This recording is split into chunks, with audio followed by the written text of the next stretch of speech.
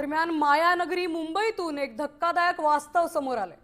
मुंबई शहरात दररोज 4 ते 5 अल्पवयीन मुली बेपत्ता होत आहेत। ही गंभीर बाब पोलिसांच्या आकडेवारीतून उघड झाली आहे।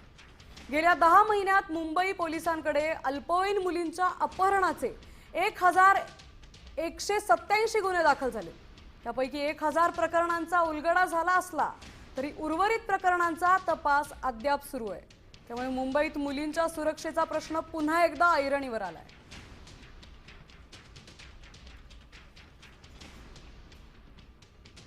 मुंबईत मुली असुरक्षित आहेत का? तर मुंबईत दिवसाला 4 ते 5 मुली बेपत्ता होत असतात।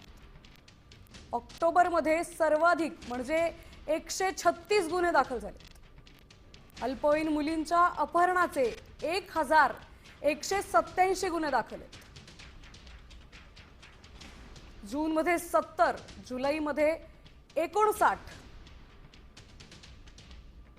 ऑगस्ट आणि सप्टेंबरमध्ये 51 अशी मुंबईतील बेपत्ता मुलींची संख्या आहे।